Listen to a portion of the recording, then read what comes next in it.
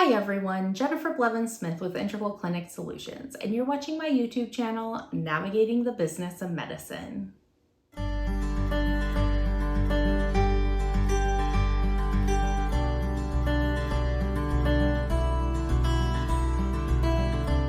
Today I want to talk about the 5 credentialing mistakes that can really cause havoc on your credentialing process.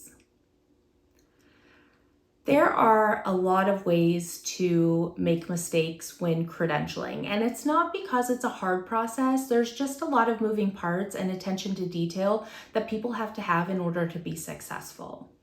I have narrowed down the 5 biggest mistakes people can make during the credentialing process, and I want to talk about it because I want to bring awareness to all of you out there that are either starting credentialing, just kind of getting your feet wet and you've done a little bit but you're still learning, or those of you that are seasoned veterans and you'll probably watch this and go, oh yeah, that's so true.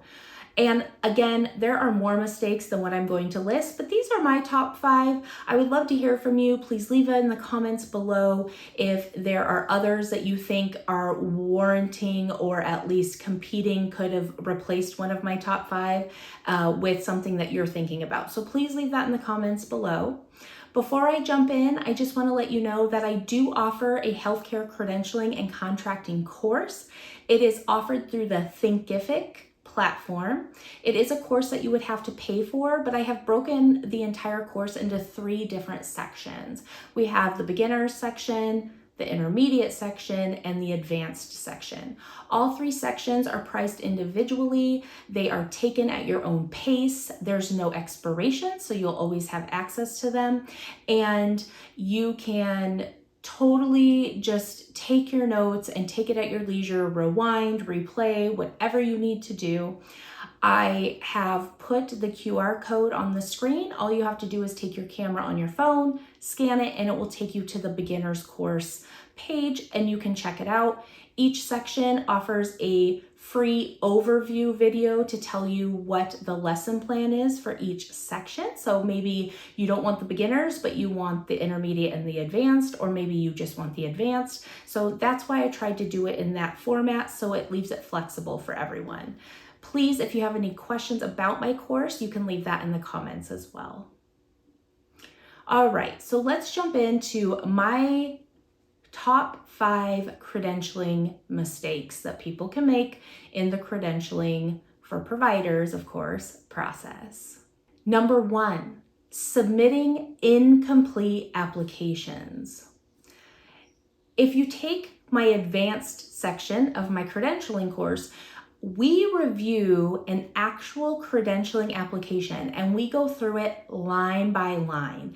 And it is one of those things that I am stressing throughout the entire lesson plan, that you cannot leave things blank. You cannot say, oh, I don't know, and go back to it, but forget and then submit the application. The moment an insurance company's credentialing department finds a missing piece, a blank item that shouldn't have been left that way, they will reject that application quickly and it will get sent back to you. This can delay the credentialing process, which already can take quite a bit of time. So that's why it's my number 1 mistake. My number 2 mistake is along the same lines, but it's providing incorrect information on the application. So you might have filled out everything and not missed anything, but the information that was added in the designated spots was not correct, and it's either not matching what the information is that the insurance company is checking on that provider, and so they kick it back to you, or it's conflicting for some reason. So they're going to see that it doesn't match, however that may be, from their due diligence that they're doing on the provider versus what you put on the application, and they're going to kick it back. It's going to be rejected. Some insurances, not many, will let you get back in line where it was rejected once you resubmit the correct information, but a lot of them make you go back to the back of the line and you have to start that timeline all over, which is huge and could be a very big detriment to a provider and their practice. So Again, make sure that all the information on credentialing applications, or CAQH as well, has complete information and it's accurate information. Number 3, it's going to be the knowing and understanding the difference between an NPI 1 and an NPI 2.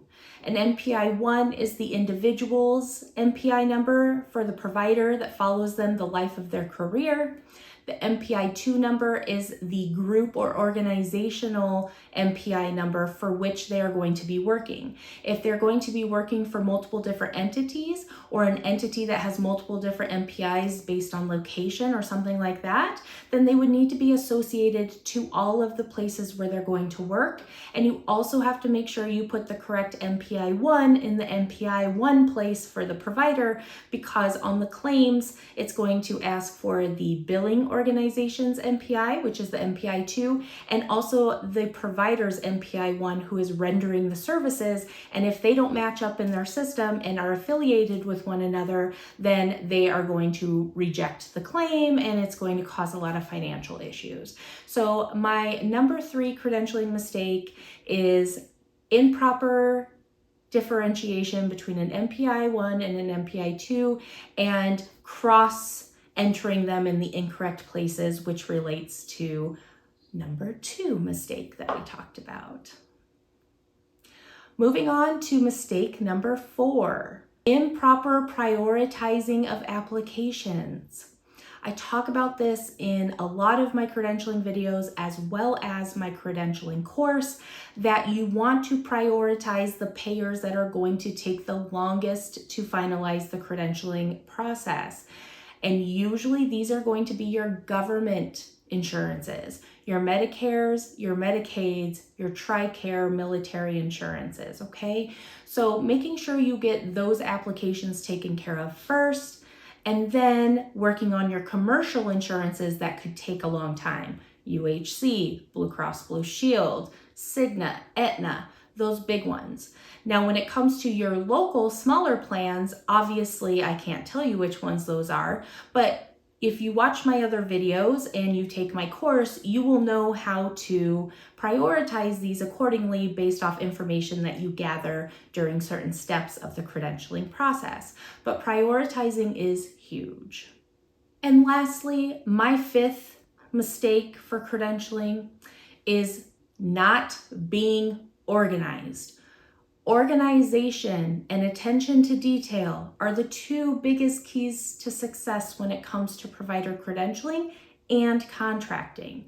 Right now, we're just talking about provider credentialing, but not being organized, not taking good notes, not understanding where your information is or where you need to pull provider information, and having things all spread out all over the place and not understanding the process and the steps that go into it is going to lead to a disaster. And either you're a manager getting paid to do this for your group, or you are a credentialing specialist that is being hired as a third party from a practice to do this on their behalf. You don't have the luxury to play with the client or your employer's money, and you need to be organized, because in my opinion, if you're not organized and you're making these mistakes and you're making things prolong the process basically because of things that you're doing that you have control over that's causing all of this delay, that's on you. You're stealing money, you're delaying the process, and that's unacceptable. So you need to be organized. You need to be able to give real-time, thorough updates to the providers, to the organization in which you're working, on the status of every payer that you're credentialing for. And this is a huge thing. So that is my 5th mistake, is not being organized and prolonging the process. So just a quick recap, my top 5 credentialing mistakes: submitting incomplete applications, submitting applications with incorrect information, not understanding the difference between an NPI 1 and an NPI 2 number and putting them in the wrong places on applications, not prioritizing the applications appropriately based on how long the insurance is going to take to finalize the credentialing from their end, and also not being organized. If you have any questions or comments about this, please leave that in the comments below. Smash the thumbs up button if today's video was helpful, and please share my video with your colleagues whom you feel would benefit. Thank you so much. Take care of yourselves. We'll see you next time. Bye-bye.